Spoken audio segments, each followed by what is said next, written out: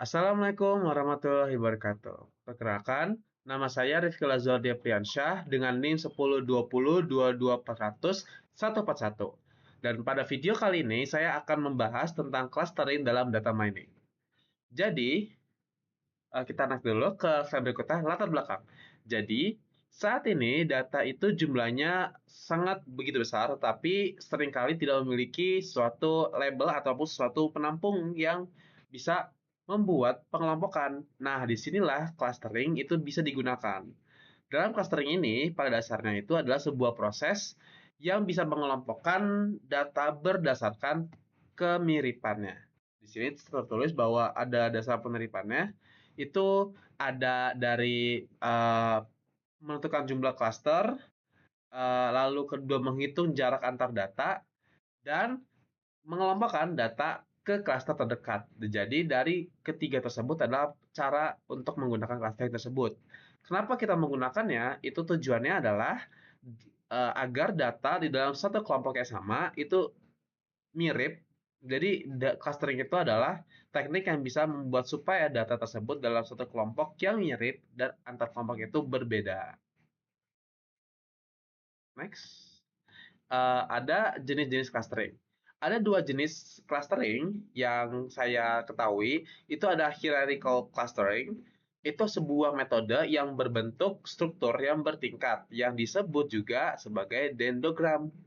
Keunggulannya, itu tidak perlu menentukan jumlah cluster di awal kita pembuatan kelompok, karena uh, ini sangat cocok sekali untuk beberapa data yang bisa mengeksploitasi. Jadi cocok sekali untuk eksploitasi data dan juga bisa menentukan jumlah cluster di awal, tidak perlu di awal.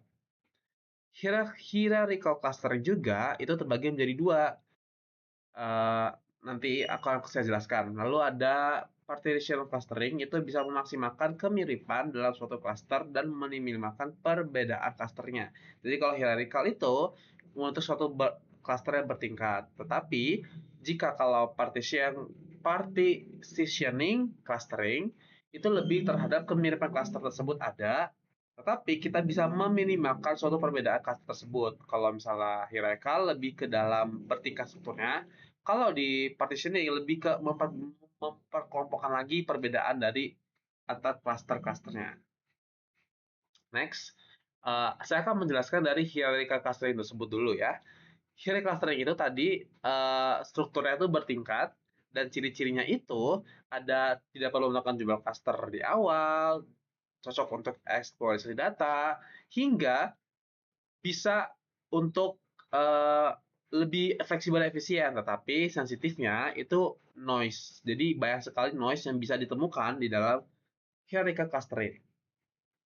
Dalam metode hierarchical clustering tersebut juga terbagi menjadi dua, ada agglomerative dan juga divisif. Untuk agglomerative itu adalah teknik atau pengelompokannya itu dari bawah ke atas atau data kecilnya itu digabung. Kalau divisif itu dari atas ke bawah, data besarnya dipecah. Untuk metode-metode yang digunakan dalam teknik hierarchical clustering, itu ada single linkage, itu untuk jarak yang terdekat biasanya menghasilkan bentuk seperti rantai. Jadi untuk teknik yang jarak terdekat akan seperti rantai. Lalu ada complete linkage, itu berdasarkan jarak terjauh, hasilnya lebih rapat. Lalu ada average linkage, itu menggunakan rata-rata seperti namanya average. Lalu ada word method, itu meminimalkan varians-varians yang hasilnya paling rapi dan homogen.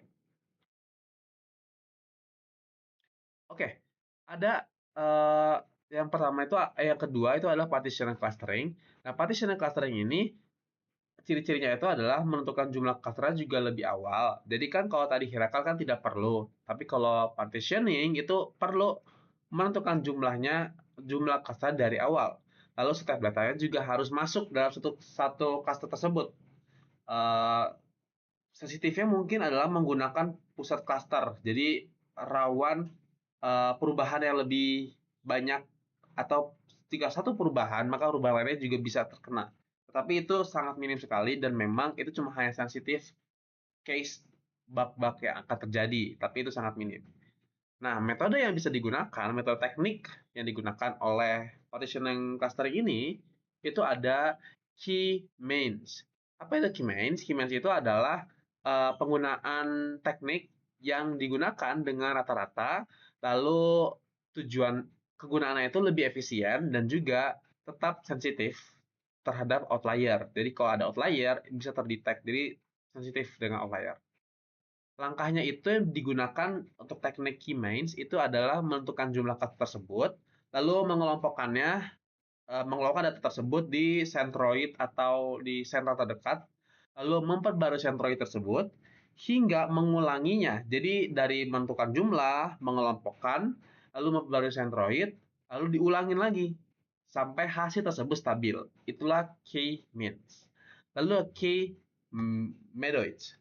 Humanoids itu lebih terhadap menggunakan data asli sebagai pusatnya, lalu dia itu memang lebih tahan terhadap outlier, tapi prosesnya lebih lambat. Nah, cara cara penggunaannya itu hampir sama dengan Humanoids, cuman dia hanya menggunakan data asli saja. Perbedaannya atau perbandingannya, Keymains itu lebih cepat memang, tetapi lebih sensitif. Kalau Keymeadoids lebih stabil, tetapi lebih berat secara komputasinya.